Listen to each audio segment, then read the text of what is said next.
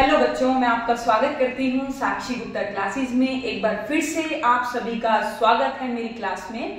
तो जैसा मैंने आपको पिछली सीरीज में बताया था, पिछली वीडियो में बताया था कि हम मैनेजमेंट को ही कंटिन्यू करेंगे आगे। मैनेजमेंट का आज हम मीनिंग पढ़ने जा रहे हैं और मीनिंग को इतने डिटेल में कवर करेंगे कि आपको कभी भी डाउट नहीं रहेगा कि मैनेजमेंट होती क्या है।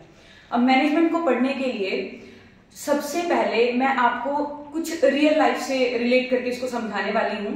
तो रियल लाइफ में जैसे कि आप अपने घर में क्या करते हो, आपकी जो मदर है वो भी घर में क्या करती हैं, मैनेजमेंट करती हैं, है ना। सब चीजों को ऑर्गेनाइज करके रखती हैं एक जगह पे, मतलब सारा सामान आपको मिल जाता है।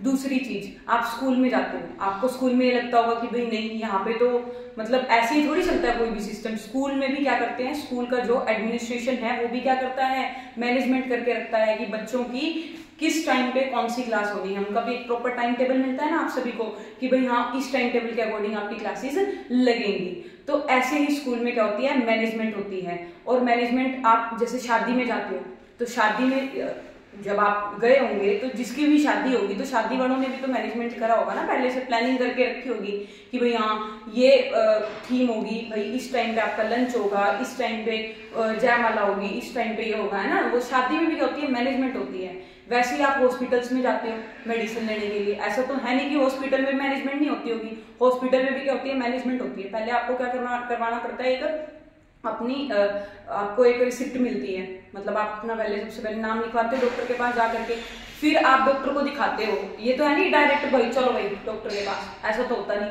तो वहां भी क्या है, मैनेजमेंट है हॉस्पिटल्स में भी।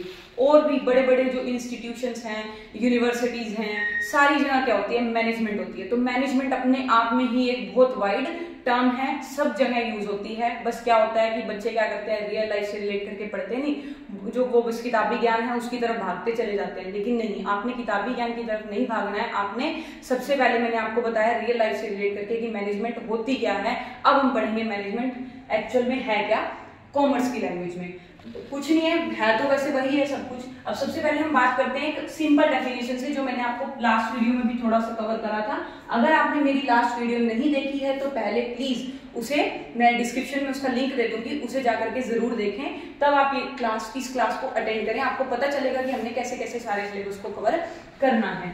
तो अब जैसे मैनेजमेंट इज अ प्रोसेस, ये क्या है, प्रक्रिया है, प्रोसेस है किसका, प्लानिंग का। आप इसमें क्या करते हो, सबसे पहले प्लानिंग करते हो, फिर उसके बाद आप क्या करते हो, ऑर्गेनाइजिंग करते हो, फिर उसके बाद स्टाफिंग करते हो, फिर लीडिंग यानी डायरेक्टिंग करते हो, एंड में आप क्या करते हो, कंट्रोलिंग करते हो। अब प्लानिंग में क्या हो गया, देखिए सबसे पहले आप क्या देखोगे कि आपने क्या करना है, व्हाट टू डू, कैसे करना है, हाउ टू डू, कब करना है, व्हेन टू डू, और किसने करना है, बाय whom टू डू। मतलब कोई भी काम अगर आप करोगे तो उसके लिए आप क्या करोगे, सबसे पहले प्लानिंग करोगे कि आपने करना क्या है। अगर आपको पता ही नहीं होगा कि आपने करना क्या है तो आप क्या कर पाओगे, कुछ भी नहीं कर पाओगे। तो करने के बाद ऐसे ही एक हम कंपनी का एग्जाम्पल ले लेते हैं। कोई XYZ लिमिटेड है, कोई XYZ लिमिटेड है। अब उसे पता है कि भाई मैंने करना क्या है, मेरे गोल्स क्या हैं, तो उसको अचीव करने के लिए प्लानिंग करता है। तो उसने प्लानिंग तो कर ली, प्लानिंग करने के बाद क्या करेगा, वो ऑर्गेनाइजिंग करेगा। जो ये XYZ लिमिटेड है ये क्या करेगी, ऑर्गेनाइजिंग करेगी, अलग अलग डिपार्टमेंट बना देगी। एक HR डिपार्टमेंट बना दिया, एक आपका मार्केटिंग डिपार्टमेंट बना दिया, ठीक है, और एक आपका परचेज डिपार्टमेंट बना दिया, सेल डिपार्टमेंट बना दिया। अब ये डिपार्टमेंट बना दिए, मतलब अलग अलग हेड बना दिया आपने कि जो पर्सन्स को हायर करने का काम करेगा वो HR डिपार्टमेंट करेगा, एडवर्टीजमेंट का काम कौन करेगा, मार्केटिंग डिपार्टमेंट करेगा, कोई भी सामान खरीदना है उसका काम परचेज डिपार्टमेंट करेगा, और कोई भी सामान बेचना है तो उसका काम कौन करेगा, हमारा सेल्स डिपार्टमेंट करेगा। अब डिपार्टमेंट तो आपने बना दिया, इसके अंदर बंदे तो है नहीं जो काम करेंगे, पर्सन्स भी तो होने जरूरी है ना काम करने के लिए। तो अब पर्सन्स को इस पोस्ट पे लाने के लिए, मतलब इन डिपार्टमेंट्स को फिल करने के लिए किसकी जरूरत पड़ी, स्टाफिंग की। जो स्टाफिंग है हमारा, स्टाफिंग फंक्शन के अंदर क्या होता है कि जो पर्सन्स हैं वो अपॉइंट किए जाते हैं। पर्सन्स कैसे, जैसे HR डिपार्टमेंट के अंदर एक हेड होगा, उसके अंडर में सुबॉर्डिनेट्स होंगे जो काम करेंगे। ऐसे मार्केटिंग डिपार्टमेंट का एक हेड होगा, उसके अंडर में सुबॉर्डिनेट्स होंगे जो काम करेंगे। ऐसे ही परचेज और ऐसे ही सेल्स डिपार्टमेंट, मतलब पर्सन्स को सही पोजीशन पर लगाने का काम कौन करता है, स्टाफिंग करता है। अब जब आपने पर्सन्स को अपॉइंट भी कर लिया, पर्सन्स को अपॉइंट करने के बाद आप, अब वो ऐसे तो काम करेंगे नहीं, पर्सन्स को आपको क्या देनी पड़ेगी, डायरेक्शन देनी पड़ेगी, भाई हाँ ये काम आपने ऐसे करना है, इस काम को ऐसे करना है।